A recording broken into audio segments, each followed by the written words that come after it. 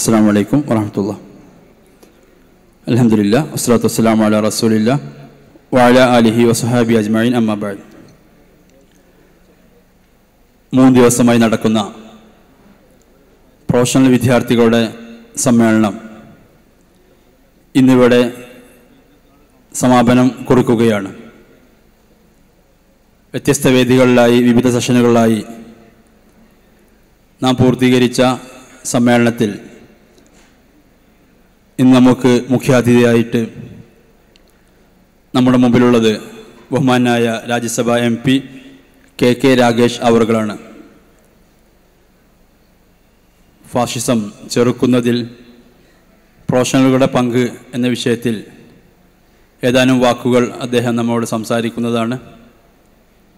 ഇന്നലെ വരേണ്ടിരുന്ന അദ്ദേഹം നമ്മുടെ സെഷനിലെത്താൻ സാധിക്കാത്തതുകൊണ്ട് ഈ സമയത്താണ് എത്തിയിട്ടുള്ളത്.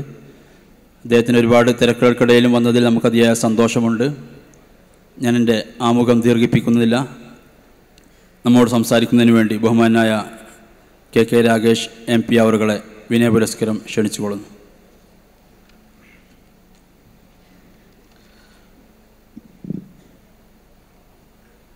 വേദിയിലിരിക്കുന്ന Shri PN Abdul Latheef Madani, Shri TK Ashraf, Shri Shamsuddin Ajman, Shri Lubaib, doctor PP Naseef ഉൾപ്പെടെയുള്ള വിശിഷ്ട വ്യക്തികളെ, പ്രിയപ്പെട്ട വിദ്യാർത്ഥി സുഹൃത്തുക്കളെ, MSMൻ്റെ നേതാക്കളെ, പ്രവർത്തകരെ, സഹോദരി സഹോദരന്മാരെ, ആദ്യമേ തന്നെ നിങ്ങളോട് ക്ഷമാപണം പറയാനാണ് ഞാൻ ആഗ്രഹിക്കുന്നത്. കാരണം ഇന്നലെ ഈ പരിപാടിയിൽ പങ്കെടുക്കേണ്ടതായിരുന്നു. ഞാൻ ജില്ലയിൽ മുഖ്യമന്ത്രിയുടെ കൂടെ നിരവധി പരിപാടികളിൽ പങ്കെടുക്കേണ്ടി വന്നതുകൊണ്ടാണ് ഇന്നലെ എത്തിപ്പെടാൻ വേണ്ടി സാധിക്കാതെ പോയിട്ടുള്ളത്. അതിന് ഞാൻ നിങ്ങളോട് ക്ഷമാപണം ചോദിക്കുക. എനിക്ക് തോന്നുന്നത് നമ്മുടെ ബഹുമാനപ്പെട്ട മന്ത്രി രാമചന്ദ്രൻ കടന്നപ്പള്ളി ഇവിടെ എത്തും എന്നാണ്. അദ്ദേഹത്തെ ഞാൻ വിളിച്ചിരുന്നു. ഇപ്പോൾ മറ്റെന്തോ ഒരു പരിപാടിക്ക് പെട്ടെന്ന് പോകണം. അതിനിടയിൽ ഈ സഹകരണ കോൺഗ്രസിൻ്റെ ഒരു പരിപാടിയുണ്ട്. അതിൻ്റെ ഇടയിൽ ഏതെങ്കിലും സമയത്ത് വരാൻ വേണ്ടിയുള്ള ശ്രമം നടത്തുമെന്നാണ് അദ്ദേഹം എന്നോട് പറഞ്ഞത്. എന്തുതന്നെയായാലും നിങ്ങളുടെ ഈ പരിപാടിയിൽ പങ്കെടുക്കാൻ വേണ്ടി സാധിച്ചതിൽ വളരെയേറെ സന്തോഷമുണ്ട്. ആ സന്തോഷം മറ്റൊന്നും കൊണ്ടല്ല, ഇതാദ്യമായിട്ടല്ല MSMൻ്റെ പരിപാടിയിൽ ഞാൻ പങ്കെടുക്കുന്നത്. നേരത്തെ വിദ്യാർത്ഥി നേതാവായ ഘട്ടം മുതൽ എന്നെ പല പരിപാടികളിൽ ക്ഷണിക്കുകയും വ്യത്യസ്തങ്ങളായിട്ടുള്ള പരിപാടികളിൽ ഞാൻ പങ്കെടുക്കുകയും ചെയ്തിട്ടുണ്ട്. എന്നാൽ സന്തോഷം ഉണ്ട് എന്ന് പറയാൻ കാരണം എനിക്ക് തോന്നുന്നത് 2014 മറ്റാണെന്ന് തോന്നുന്നു, വിസ്ഡത്തിൻ്റെ വിദ്യാർത്ഥി വിഭാഗം കാസർഗോഡോ മറ്റോ വെച്ച് ചേർന്നിട്ടുള്ള ഒരു സമ്മേളനത്തിൽ ഇസ്ലാമിക ഭീകരതയ്ക്കെതിരായി IS റിക്രൂട്ട്മെൻ്റ് ഉൾപ്പെടെയുള്ള പ്രശ്നങ്ങളെ മുൻകൂട്ടി കാണുകയും അത്തരത്തിൽ ഭീകരപ്രവർത്തനങ്ങൾ നടത്തുന്നവർ ഇസ്ലാമല്ല എന്ന് പ്രഖ്യാപിക്കുവാനുമുള്ള ധൈര്യം കാണിച്ച സംഘടനയാണ് നിങ്ങളുടെ സംഘടന. അതുകൊണ്ട് തന്നെയാണ് വാസ്തവത്തിൽ ഇപ്പം നമ്മൾ പല ഇടങ്ങളിൽ കാണുകയാണ്, മതത്തിൻ്റെ പേരിൽ ഒരു മതവും അന്യമത വിദ്വേഷം പറഞ്ഞിട്ടില്ല. മതത്തിൻ്റെ പേരിലുള്ള ഭീകരവാദ പ്രവർത്തനങ്ങളെ മുൻകൂട്ടി കാണാനും അത് തിരിച്ചറിഞ്ഞ് അതിനെതിരായി മതവിശ്വാസികളെ അണിനിരത്തുന്നതിന് വേണ്ടിയുള്ള പ്രവർത്തനങ്ങൾ സംഘടിപ്പിച്ച ഒരു സംഘടന എന്നുള്ള നിലയിൽ തീർച്ചയായും സമൂഹത്തിൽ വരാനിരിക്കുന്ന കാര്യങ്ങൾ മുൻകൂട്ടി കാണാനും ഇടപെടാനും കഴിഞ്ഞിട്ടുള്ള ഒരു സംഘടനയാണ് MSM ഉൾപ്പെടെയുള്ള വിസ്ഡത്തിൻ്റെ ഭാഗമായിട്ടുള്ള സംഘടനകളെന്നാണ് ഞാൻ വിശ്വസിക്കുന്നത്.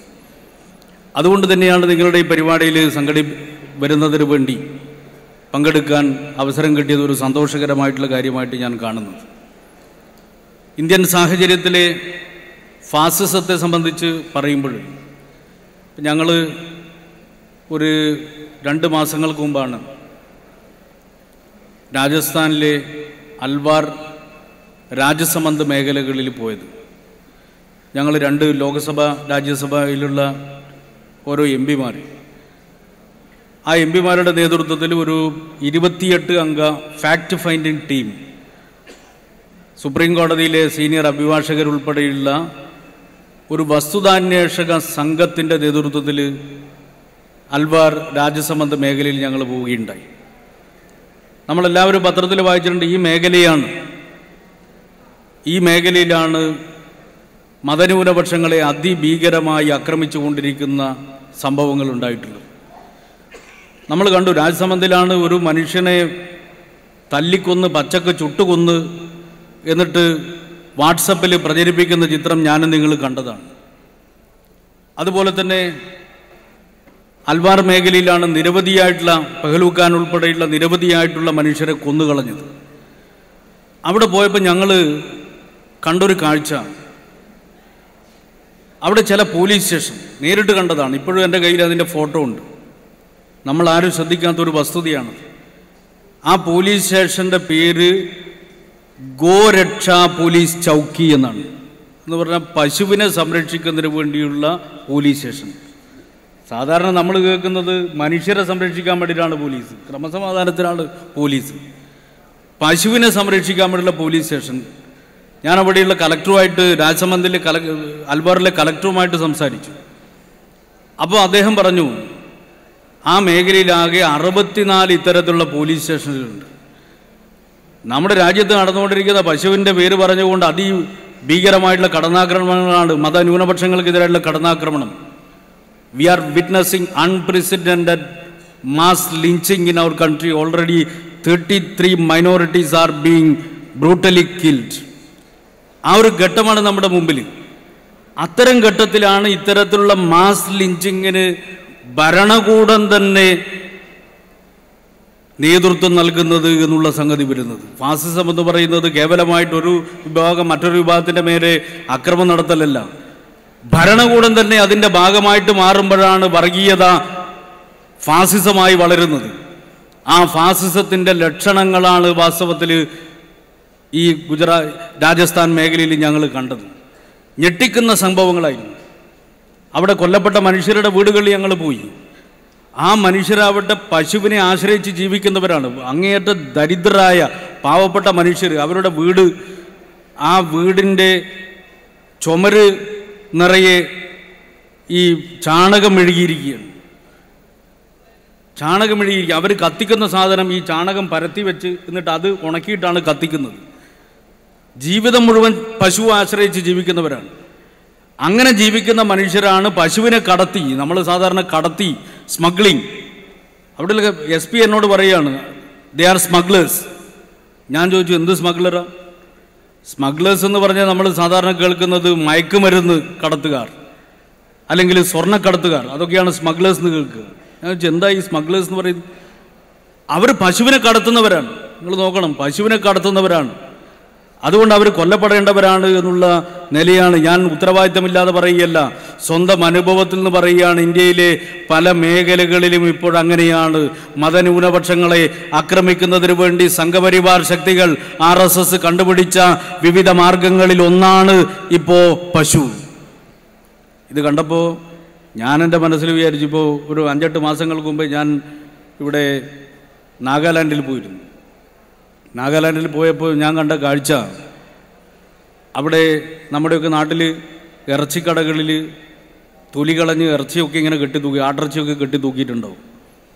അതുപോലെ ഞാൻ കണ്ടു, ആട്ടിറച്ചി കെട്ടിത്തൂക്കിയ പോലെ ഇറച്ചി ഇങ്ങനെ കെട്ടിത്തൂക്കിയിട്ടുണ്ട്. അത് കണ്ടപ്പോൾ ഞാൻ വിചാരിച്ചത് സാധനം ആട്ടിറച്ചി തന്നെയാണെന്ന്. പക്ഷേ അടുത്ത് പോയി നോക്കിയപ്പോഴാണ് മനസ്സിലായത് ഇതിൻ്റെ തലേൻ്റെ തൊലി കളഞ്ഞിട്ടില്ല. അടുത്ത് പോയപ്പോൾ മനസ്സിലായി ഇത് ആട്ടിറച്ചിയല്ല, സംഗതി പട്ടിയിറച്ചിയാണ്. നാഗാലാൻഡുകാർ പട്ടിയിറച്ചി കഴിക്കുന്നവരാണ്.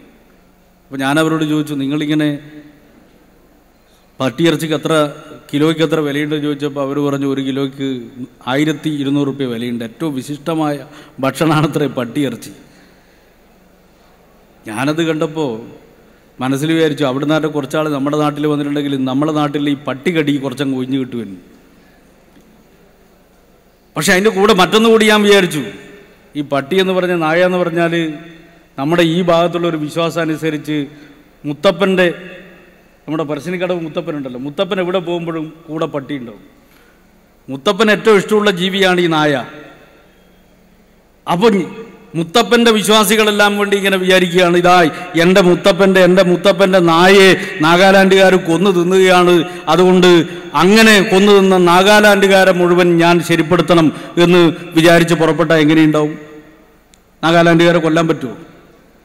നിങ്ങൾ നോക്കൂ, മഹാവിഷ്ണുവിൻ്റെ അവതാരങ്ങളിൽ ഒന്നാണ് മത്സ്യം. മത്സ്യം കഴിക്കാത്ത മലയാളി ഉണ്ടോ? കുറച്ച് കഴിയുമ്പോൾ ആർഎസ്സുകാർ നമ്മുടെ നാട്ടിൽ വന്നിട്ട് പറയും, നിങ്ങൾ ഇനി മുതൽ മീൻ കഴിക്കാൻ പാടില്ല, കാരണം അത് മഹാവിഷ്ണുവിൻ്റെ അവതാരമാണ്. പന്നിയിറച്ചി ഹറാമായവരും നമ്മുടെ നാട്ടിലുണ്ട്, പന്നിയിറച്ചി കഴിക്കുന്നവരുണ്ട്.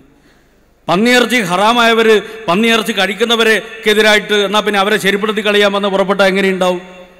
നിങ്ങൾ നോക്കൂ, നമ്മുടെ രാജ്യം വ്യത്യസ്തങ്ങളായിട്ടുള്ള ജീവിത രീതി, ഭക്ഷണ സംസ്കാരം, വിവിധങ്ങളായിട്ടുള്ള സംസ്കാരം എല്ലാം ചേർന്ന വൈവിധ്യങ്ങൾ നിറഞ്ഞ രാജ്യമാണ് ഇന്ത്യ രാജ്യം. ആ നാനാത്വത്തിലെ വൈവിധ്യത്തിലെ ഏകത്വമാണ് ഞാനും നിങ്ങളും ഇന്ത്യക്കാരനാണ് എന്ന ബോധം. അതിന് നേരെയാണ് സംഘപരിവാർ ശക്തികൾ കടന്നാക്രമണം നടത്തുന്നത്. അത് തിരിച്ചറിയുക എന്നുള്ളത് ഏറ്റവും പ്രധാനമാണ്. അതിനവർ പലതും ഉപയോഗിക്കുന്നുണ്ട്. അതിന് നേരെ കടന്നാക്രമണം നടത്തുകയാണ് സംഘപരിവാർ ശക്തികൾ ചെയ്യുന്നത്. അതിമനോഹരമായ ഒരു പൂന്തോട്ടത്തിൽ കാവി നിറത്തിലുള്ള പൂവ് മാത്രം ഉണ്ടായാൽ മതിയെന്ന് ശഠിക്കേണ്ട കാര്യമില്ല. നിരവധി നിറത്തിലുള്ള പൂക്കൾ നമ്മുടെ മനോഹരമായ രാജ്യമാകുന്ന ഈ പൂന്തോട്ടത്തിൽ ഉണ്ടാവട്ടെ. ആ പൂക്കളൊക്കെ വ്യത്യസ്തങ്ങളായിട്ടുള്ള സംസ്കാരങ്ങൾ, വ്യത്യസ്തങ്ങളായ ജീവിത രീതികൾ, ഇതെല്ലാം സാംശീകരിക്കുന്ന പൂക്കളാണ് എന്ന് നമ്മൾ കാണുക. അതാ എൻ്റെ നിങ്ങളുടെ രാജ്യം. ആ രാജ്യത്തെയാണ് നമ്മുടെ രാജ്യത്ത് ഭരണാധികാരം പിടിച്ചെടുക്കുന്നതിന് വേണ്ടി, ജനങ്ങളെ ഭിന്നിപ്പിച്ച് ഒരു വിഭാഗത്തെ ശത്രുക്കളാക്കി മാറ്റുന്നതിന് വേണ്ടി RSS ചെയ്തുകൊണ്ടിരിക്കുന്ന പണിയുടെ ഭാഗമാണിതെന്ന് തിരിച്ചറിയണം. ഹിറ്റ്ലർ അതാ ചെയ്തത്. അഡോൾഫ് ഹിറ്റ്ലർ ചെയ്തതെന്താ? അഡോൾഫ് ഹിറ്റ്ലർ ചെയ്തത് അവിടെയുള്ള ജൂതന്മാർ ശത്രുക്കളാണെന്ന് പ്രഖ്യാപിച്ചു. ആ ജൂതന്മാരെ ശത്രുക്കളാക്കി പ്രഖ്യാപിച്ചുകൊണ്ട് വിവിധ ജനവിഭാഗങ്ങൾക്ക് നേരെ കടന്നാക്രമണം നടത്തി ഹിറ്റ്ലർ. പാസ്റ്റർ നിയോമുള്ളറിൻ്റെ മനോഹരമായൊരു കവിതയുണ്ട്. ആദ്യം അവർ കമ്മ്യൂണിസ്റ്റുകാർക്ക് നേരെ ചെന്നു. അപ്പോൾ ഞാനൊന്നും വേണ്ടിയില്ല, കാരണം ഞാനൊരു കമ്മ്യൂണിസ്റ്റ് ആയിരുന്നില്ല. പിന്നീട് അവർ തൊഴിലാളി പ്രവർത്തകർക്ക് നേരെ ചെന്നു. അപ്പോഴും ഞാനൊന്നും വേണ്ടിയില്ല, കാരണം ഞാനൊരു തൊഴിലാളി പ്രവർത്തകനായിരുന്നില്ല. തുടർന്ന് അവർ കത്തോലിക്കക്കാർക്ക് നേരെ ചെന്നു. അപ്പോഴും ഞാനൊന്നും വേണ്ടിയില്ല, കാരണം ഞാനൊരു കത്തോലിക്കനായിരുന്നില്ല. ആയിരക്കണക്കിന് മനുഷ്യരെ, കമ്മ്യൂണിസ്റ്റുകാരെ ഗ്യാസ് ചാമ്പറുകളിലിട്ട് ഹിറ്റ്ലർ കൊലപ്പെടുത്തിയപ്പോൾ ഞാനൊന്നും വേണ്ടിയില്ല. പാസ്റ്റർ നിയോമുള്ളർ പറഞ്ഞു, ഞാനൊന്നും വേണ്ടിയില്ല, കാരണം ഞാനൊരു കമ്മ്യൂണിസ്റ്റ് ആയിരുന്നില്ല. ഏറ്റവും ഒടുവിൽ അവർ എനിക്ക് നേരെ വന്നു. അപ്പോൾ എനിക്ക് വേണ്ടി സംസാരിക്കാൻ ആരും അവശേഷിച്ചിരുന്നില്ല എന്ന് പാസ്റ്റർ നിയോമുള്ളർ ചൂണ്ടിക്കാണിച്ചതുപോലെ നമ്മൾ വ്യത്യസ്ത ജനവിഭാഗങ്ങൾക്ക് നേരെയാണ് ഫാസിസം വരുന്നത്. അങ്ങനെ വരുമ്പോൾ അവർ എനിക്ക് നേരെയല്ലല്ലോ വരുന്നത്, അവർ വരുന്നത് ന്യൂനപക്ഷങ്ങൾക്ക് നേരെയല്ലേ, കമ്മ്യൂണിസ്റ്റുകാർക്ക് നേരെയല്ലേ.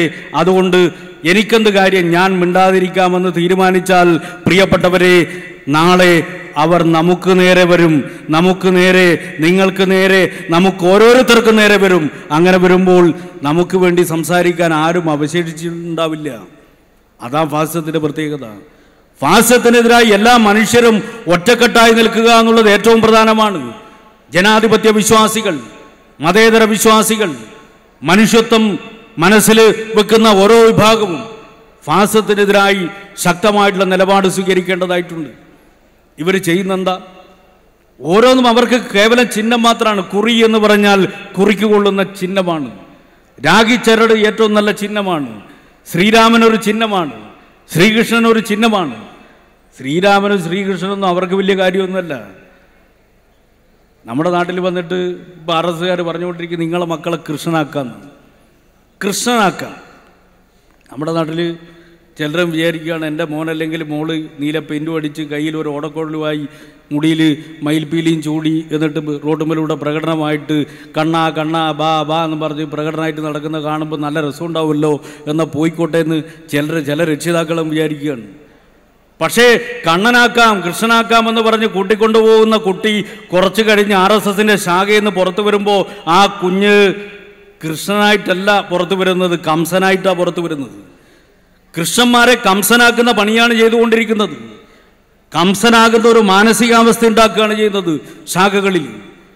അതുകൊണ്ടാണല്ലോ നമ്മൾ ഗുജറാത്തിൽ കണ്ടില്ലേ, ഗർഭിണിയായ മാതാവിൻ്റെ ഗർഭപാത്രം വെട്ടിപ്പിളർന്ന് പിഞ്ചു കുഞ്ഞിനെ, ഗർഭസ്ഥ ശിശുവിനെ പുറത്തേക്ക് വലിച്ച് എടുത്ത് അതിനെ തൃശൂലത്തിൽ കോർത്ത് തീയിലേക്ക് വലിച്ചെറിയാനുള്ള നൃശംസത എങ്ങനെയുണ്ടാകും? അത് കംസനാക്കുന്നതുകൊണ്ടാണ്. ശാഖകളിൽ പിഞ്ചു കുഞ്ഞുങ്ങളെ കംസനായിക്കൊണ്ടിരിക്കുകയാണ്. ഇത് തിരിച്ചറിയുക എന്നുള്ളത് പ്രധാനമാണ്. കൃഷ്ണനോടുള്ള ആരാധനയല്ല, കൃഷ്ണൻ്റെ പേര് പറഞ്ഞ് കംസനാക്കുന്നു, രാമൻ്റെ പേര് പറഞ്ഞ് ജനങ്ങളെ ഭിന്നിപ്പിക്കുന്നു, ഒരു വിഭാഗത്തെ ശത്രുവാക്കുന്നു. RSSകാർക്ക് അറിയുമെന്നറിയില്ല, ലോകം കണ്ട ഏറ്റവും വലിയ രാമഭക്തനായിരുന്നല്ലോ മഹാത്മാഗാന്ധി. ഏറ്റവും ശ്രേഷ്ഠനായ രാമഭക്തനായിരുന്നു മഹാത്മാഗാന്ധി. എന്താ മഹാത്മാഗാന്ധിയെ RSS സംഘപരിവാർ ശക്തികൾ കൊലപ്പെടുത്തിയത്? രാമഭക്തി ഇല്ലാത്തതുകൊണ്ടാണോ? അദ്ദേഹം ഹിന്ദു അല്ലാത്തതുകൊണ്ടാണോ? ഹിന്ദുക്കളിൽ ഏറ്റവും സനാതന ഹിന്ദുവായിരുന്നു മഹാത്മാഗാന്ധി. ഏറ്റവും നല്ല ഹിന്ദുവായിരിക്കുമ്പോഴും മഹാത്മാഗാന്ധി വിശ്വസിച്ചു രാമനും റഹീമും ജോസഫും ഏകോദര സഹോദരങ്ങളാണ്. ഗാന്ധിജിക്ക് തൻ്റെ പ്രാർത്ഥന പൂർത്തിയാക്കണമെങ്കിൽ ഭഗവത്ഗീതയുടെ കൂടെ ബൈബിളും ഖുറാനും വായിക്കണമായിരുന്നു. അതാ മഹാത്മാഗാന്ധി. ആ മഹാത്മാഗാന്ധി ഇന്ത്യയിലെ ഗ്രാമാന്തരങ്ങളത്തോറും പാടി നടന്നു, ഈശ്വരു അല്ലാ തേരേ നാം സബ്കോ സന്മതി ദേ ഭഗവാൻ. ഈശ്വര അല്ലാ തേരേ നാം, ഈശ്വരനും അല്ലാഹുവും നിന്റെ നാമമാണ്. രാജ്യം മുഴുവൻ അദ്ദേഹം പ്രചരിപ്പിച്ച സന്ദേശം അതായിരുന്നു. അതുകൊണ്ടല്ലേ മഹാത്മാഗാന്ധിയെ കൊന്നുകളഞ്ഞത്? മഹാത്മാഗാന്ധിയെ കൊല്ലാൻ വേണ്ടി നാഥുറാം വിനായക് ഗോഡ്സെ പോയ രംഗം ലോറി കോളിൻസും ഡൊമിനിക് ലാപ്പിയറും ചേർന്ന് എഴുതിയ ഒരു പുസ്തകമുണ്ട്, സ്വാതന്ത്ര്യ അർദ്ധരാത്രിയിൽ. ആ പുസ്തകത്തിൽ വിശദീകരിക്കുന്നുണ്ട്. ഗാന്ധിജിയെ കൊലപ്പെടുത്താൻ നാഥുറാം വിനായക് ഗോഡ്സെ കടല കുറിച്ചുകൊണ്ടാണ് പോയത്. ഗാന്ധിജിയുടെ മുന്നിലെത്തിയ ഗോഡ്സെ ഗാന്ധിജിയുടെ മുന്നിലൊന്ന് വണങ്ങി നിവർന്ന ഗോഡ്സെയുടെ കയ്യിൽ തോക്കുണ്ടായിരുന്നു. ആ തോക്കെടുത്ത് നാഥുറാം വിനായക് ഗോഡ്സെ മഹാത്മാഗാന്ധിയുടെ നെഞ്ചിന് നേരെ വെടിയുണ്ട ഉതിർക്കുന്നതിന് മുമ്പേ ഗോഡ്സെയുടെ ചുണ്ടിൽ നിന്ന് 2 വാക്കുകൾ പുറത്തു വന്നു. അത് ജയ് ശ്രീരാം എന്നായിരുന്നു. ജയ് ശ്രീരാം എന്ന് അലറി വിളിച്ചുകൊണ്ടാണ് ഗോഡ്സെ മഹാത്മാഗാന്ധിയുടെ നെഞ്ചിന് നേരെ വെടിയുണ്ട ഉതിർത്തത്. ആ വെടിയുണ്ടയേറ്റ് പിടഞ്ഞു വീണ് മരിക്കുന്നതിന് മുമ്പേ മഹാത്മാഗാന്ധിയുടെ ചുണ്ടിൽ നിന്ന് 2 വാക്കുകൾ പുറത്തു വന്നു. അതും ഹേ റാം എന്നായിരുന്നു. മഹാത്മാഗാന്ധിയെ വെടിവെച്ച് കൊല്ലുന്നതിന് മുമ്പേ നാഥുറാം വിനായക് ഗോഡ്സെ അലറി വിളിച്ച ജയ് ശ്രീരാം എന്ന് പറയുന്ന രാമനുണ്ടല്ലോ, ആ രാമനാണ് RSSന്റെ രാമൻ. ആ വെടിയുണ്ടയേറ്റ് പടഞ്ഞു വീണ് മരിക്കുന്നതിന് മുമ്പേ വേദനയോടെ ദൈന്യതയോടെ മഹാത്മാഗാന്ധി വിളിച്ച രാമനുണ്ടല്ലോ, ആ രാമനാണ് നമ്മുടെ നാട്ടിലെ ഹിന്ദുക്കൾ സന്ധ്യാനേരങ്ങളിൽ വിളിക്കുന്ന രാമൻ. RSSന്റെ രാമനും ഹിന്ദുവിൻ്റെ രാമനും രണ്ടും രണ്ടാണ്. അത് തിരിച്ചറിയുക എന്നുള്ളത് ഏറ്റവും പ്രധാനമാണ്. അത് തിരിച്ചറിയാൻ പ്രാപ്തിയുള്ള ജനതയാണ് കേരളത്തിലെ ജനത. അതുകൊണ്ടാണ് അമിട്ട് ഷാജിയല്ല, അതിൻ്റെ അപ്പുറത്തെ ഷാജി കേരളത്തിൽ വന്നിട്ട് എന്ത് പ്രചരണം നടത്തിയാലും അതിൻ്റെ മുന്നിൽ കീഴടങ്ങാതെ തലയുയർത്തി നിൽക്കുന്ന ജനതയായി ഈ കേരളത്തിലെ ജനത നിൽക്കുന്നത് എന്ന് തിരിച്ചറിയാൻ വേണ്ടി നമുക്ക് കഴിയണം. ഇവിടെ വന്ന് എന്തൊക്കെയാ പറഞ്ഞത്? ഈ നാട് അങ്ങനെയാണ്. ഈ കേരളത്തെ തകർക്കാൻ, ഈ നാടിൻ്റെ മതനിരപേക്ഷ തകർക്കാൻ വടക്കേ ഇന്ത്യയിലുള്ള RSSന്റെ നേതൃത്വം ആകെ കേരളത്തിൽ വന്നു. ആദ്യം അവർ നോക്കിയത് ശ്രീനാരായണ ഗുരുവിനെ എടുക്കാൻ വേണ്ടിയായിരുന്നു. SNDP എന്ന് പറയുന്ന സംഘടനയ്ക്ക് വേണ്ടി അവർ പിടിച്ചു. ഞങ്ങൾ പറഞ്ഞു, എന്താ ശ്രീനാരായണ ഗുരുവിൻ്റെ ദർശനം? ശ്രീനാരായണ ഗുരു നാടിനെ പഠിപ്പിച്ചത് ഒരു ജാതി, ഒരു മതം, ഒരു ദൈവം, മനുഷ്യനെന്നാണ്. മതം ഏതായാലും മനുഷ്യൻ നന്നായാൽ മതി എന്നാണ് അദ്ദേഹം പറഞ്ഞത്. ജാതിഭേദം മതദ്വേഷം ഏതുമില്ലാതെ സർവരും സോദരത്വേന വാഴുന്ന മാതൃകാസ്ഥാനമാണിത് എന്നാണ് അദ്ദേഹം പ്രഖ്യാപിച്ചത്. അവനവൻ ആത്മസുഖത്തിനായി ആചരിക്കുന്നവ അപരൻ്റെ സുഖത്തിനായി വന്നു ചേരണം എന്നാണ്. അവനവൻ്റെ ആത്മസുഖത്തിനായി ആചരിക്കുന്നവ അപരൻ്റെ സുഖത്തിനായി വന്നു ചേരണം. അപരനെക്കുറിച്ചുള്ള കരുതൽ, അതാ ശ്രീനാരായണ ഗുരുവിൻ്റെ ദർശനം. ഞങ്ങൾ പറഞ്ഞു, നിങ്ങൾ ഗുരുദേവ ദർശനത്തിനെതിരാണ് നിങ്ങളുടെ സമീപനം. ഞങ്ങൾ പ്രഖ്യാപിച്ചു, ഈ കേരളത്തിലെ ജനതയാകെ ഒറ്റക്കെട്ടായി അത് ഏറ്റുവാങ്ങി. അതിനെ പ്രതിരോധിക്കാൻ വേണ്ടി നമുക്ക് കഴിഞ്ഞു. ഞാൻ കൂടുതൽ കാര്യങ്ങളിൽ കടക്കുന്നില്ല, നിങ്ങളുടെ സമയം കൂടുതൽ എടുക്കുന്നത് ശരിയല്ല എന്ന് എനിക്കറിയാം. അതുകൊണ്ട് ഫാസിസം ഇന്ത്യയിലെ വിവിധ മേഖലകളെ വ്യത്യസ്ത രീതിയിലേക്ക് കടന്നാക്രമണം നടത്തിക്കൊണ്ടിരിക്കുന്നു. അങ്ങനെ കടന്നാക്രമണം നടത്തുമ്പോൾ അത് ഏതെങ്കിലും ഒരു വിഭാഗത്തിന് നേരെയല്ലേ എന്ന് ചിന്തിച്ചിരുന്നാൽ നാളെ അവർ നമുക്ക് നേരെ വരും. അപ്പോൾ നമുക്ക് വേണ്ടി സംസാരിക്കാൻ ആരും ഉണ്ടാവില്ല. ഫാസിസത്തിനെതിരായിട്ടുള്ള പോരാട്ടത്തിൽ ഏറ്റവും വലിയ പങ്ക് വഹിക്കേണ്ടത് വിശ്വാസികളാണ്, മതവിശ്വാസികളാണ്. കാരണം മതത്തെയാണ് രാഷ്ട്രീയ ആവശ്യത്തിന് വേണ്ടി ഉപയോഗിക്കുന്നത്. മതവിശ്വാസം ഓരോ വിശ്വാസിയുടെയും വ്യക്തിപരമായ കാര്യമാണ്. അത് ഓരോ മനുഷ്യൻ്റെയും വ്യക്തിപരമായ കാര്യമാണ്. അതിനെ രാഷ്ട്രീയ ആവശ്യത്തിന് വേണ്ടി ഉപയോഗിക്കാൻ പാടില്ല. ഇന്ത്യൻ ഭരണഘടന സെക്കുലറിസത്തെ ഉയർത്തിപ്പിടിക്കുന്ന ഭരണഘടനയാണ്. അതുകൊണ്ടാണ് RSS പറയുന്നത് സെക്കുലറിസം മാറ്റണം. സെക്കുലറിസം സഹിക്കാൻ പറ്റുന്നില്ല. മതനിരപേക്ഷത എന്ന് പറയുന്ന വാക്ക് അത് ഒഴിവാക്കണമെന്നാണ് RSS പറയുന്നത്. അതിനെ ചെറുക്കാൻ കഴിയണം. ഒരു കാര്യം നമുക്ക് ഉറപ്പിക്കാൻ വേണ്ടി കഴിയും. ഇന്ത്യയിൽ എവിടെയൊക്കെ RSS ഇടപെടുന്നുണ്ടോ അതിനെയൊക്കെ അതാത് ഘട്ടങ്ങളിൽ തിരിച്ചറിഞ്ഞ് അതിനെ പരാജയപ്പെടുത്തുന്നതിൽ പലർക്കും കുഴപ്പം സംഭവിച്ചിട്ടുണ്ട്, പോരായ്മ സംഭവിച്ചിട്ടുണ്ട്.